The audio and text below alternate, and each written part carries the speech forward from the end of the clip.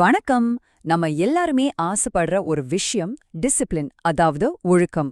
அதை எப்படி நம்ம வாழ்க்கையில ஒரு அசைக்க முடியாத சக்தியா மாத்துறதுன்னு தான் இன்னைக்கு விரிவாக பார்க்க போறோம். நாம ஏன் நிறைய விஷயங்கள ஆரம்பிக்கவே மாட்டோம், இல்ல ஆரம்பிச்சாலும் பாதியில விட்டுடுறோம்னு என்னைக்காவது யோசிச்சிருக்கீங்களா? அதுக்கு காரணம் இந்த ஒரு வரிதான். ஒரு கசப்பான உண்மை, ஆனா இதுதான் நிஜம். நாம தயாரா இருக்கோம்னு ஃபீல் பண்றதுக்காக காத்துட்டு இருந்தா வாழ்க்கைய முழுக்க காத்திருக்க வேண்டியதுதான். அப்போ பிரச்சனை எங்க இருக்கு? நாம தப்பான ஒரு விஷயத்த துரத்திட்டு இருக்கோம். அதுக்கு பேரு தான் மோட்டிவேஷன், அதாவது ஊக்கம். வாங்க அந்த மோட்டிவேஷன்ங்கிற ஒரு மாயைய பத்தி முதல்ல பாப்போம். இப்ப பாருங்க, இது ரெண்டுக்கும் இருக்கிற வித்தியாசத்தை பார்த்தாலே உங்களுக்கு புரிஞ்சிடும். மோட்டிவேஷனுங்கிறது ஒரு ஃபீலிங் மாதிரி, ஒரு உணர்ச்சி. இன்னைக்கு இருக்கும், நாளைக்கு போயிடும். அதை நம்பி நாம இதையும் செய்ய முடியாது. ஆனா டிசிப்ளின் அது அப்படி இல்ல. அது ஒரு டிசிஷன், ஒரு முடிவு. நீங்க எப்படி ஃபீல் பண்ணாலும் பரவாயில்ல, செய்ய வேண்டியதை செய்யறது. அதுதான் டிசிப்ளின். டிசிப்ளினை நாம தப்பா புரிஞ்சுக்கிறோம். அது நம்மள நாமே தண்டிச்சுக்கிறது கிடையாது. அது செல்ஃப் ரெஸ்பெக்ட், சுயமரியாதை. உங்க எதிர்காலத்தை நீங்க மதிக்கிறீங்கன்னா இன்னைக்கு கொஞ்சம் கஷ்டப்பட்டு ஒரு நல்ல விஷயத்த செய்வீங்க. அதுதான் டிசிப்ளின். சரி, போதும் தத்துவம்லாம். இப்ப நேரடியா விஷயத்துக்கு வருவோம். முதல் கட்டளை இப்போதே செய். உங்க மனசு சொல்ற சாக்குப்போக்குகளை எப்படி ஜெயிக்கிறதுன்னு இப்ப பார்க்கலாம். இத நல்லா ஞாபகம் வச்சுக்கோங்க. சோம்பேறித்தனம் இருக்கே, அது ஒரு பயங்கரமான நெகோஷியேட்டர். நீங்க அது கூட ஒரு தடவை பேச்சுவார்த்தை ஆரம்பிச்சிட்டீங்கன்னா போதும், அது எப்பவுமே ஜெயிச்சிடும். அதனால பேச்சுவார்த்தைக்கு இடமில்ல. அப்போ என்ன பண்ணணும்? ஒரு ரிஃப்ளெக்ஸ் மாதிரி, ஒரு அனிச்சை செயல் மாதிரி இத பழக்கப்படுத்திக்கணும். மனசுல தயக்கம் வர்றதுக்கு முன்னாடியே அதை வெட்டி எரிஞ்சிடணும். அதுக்கு தான் இந்த 3 செகண்ட் ட்ரில். முதல்ல சாக்குப்போக்க கண்டுபிடிங்க. 2வது அதோட பேரம் பேசாதீங்க. 3வது உடனே அந்த வேலையை செய்ய ஆரம்பிங்க. அவ்வளவுதான். முதல்ல வர்ற பொதுவான சாக்குப்போக்கு இதுதான். உடம்பு சோர்வா இருக்கு, மனசு சோர்வா இருக்கு. அப்புறம் சோம்பேறித்தனத்தோட ஃபேவரட் வார்த்தை, அப்புறம் பாத்துக்கலாம்.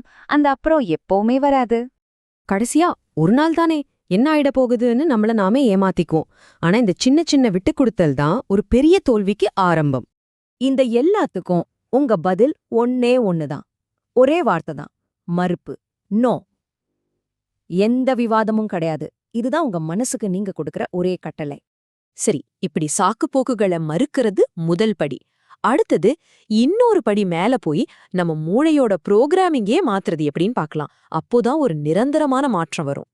நம்ம மனசுல வர்ற நெகட்டிவ் எண்ணங்களை சும்மா டெலீட் பண்ண முடியாது.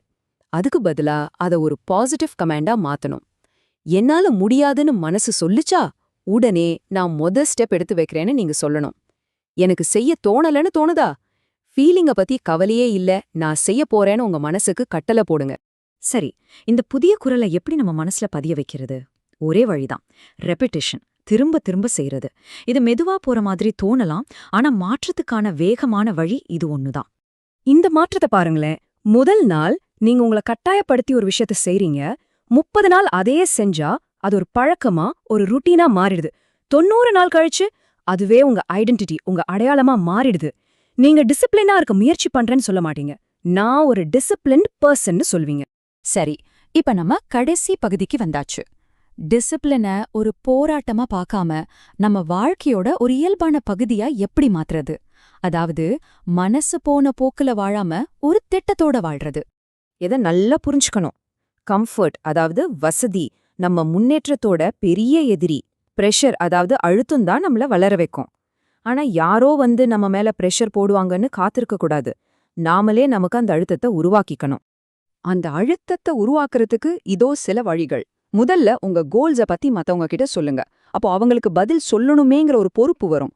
அடுத்து ஒரு டெட்லைன் வச்சுக்கோங்க. அது ஒரு அவசரத்தை உருவாக்கும். உங்க தரத்தை நீங்களே அதிகமா வச்சுக்கோங்க. சும்மா ஏனோதானோன்னு செய்யாதீங்க. இந்த மாதிரி ஒரு சூழலை உருவாக்கும்போது நீங்க செயல்படாம இருக்கவே முடியாது. கடைசியா நம்ம வாழ்க்கையில ஒவ்வொரு நிமிஷமும் நாம இந்த 2ல ஒரு வழிய தேர்ந்தெடுத்து தான் ஆகணும். ஒன்னு முயற்சியோட வலி. இன்னைக்கு கஷ்டமா இருக்கும், ஆனா அது தற்காலிகம்தான். இன்னொன்னு வருத்தத்தோட வலி. ஐயோ அதை செஞ்சிருக்கலாமேன்னு வருத்தப்படுறது. அந்த வலி நிரந்தரமானது. அது உங்களை பலவீனமாக்கும். தேர்வு உங்க கையில தான். ஆக டிசிப்ளின்ங்கிறது ஒரு பெரிய இலக்கு கிடையாது. அது ஒவ்வொரு நொடியும், ஒவ்வொரு கணமும் நாம எடுக்கிற சின்ன சின்ன முடிவுகள்ல இருக்கு. இப்போ கேள்வி இதுதான். உங்களுடைய அடுத்த கணத்துல நீங்க என்ன செய்ய போறீங்க?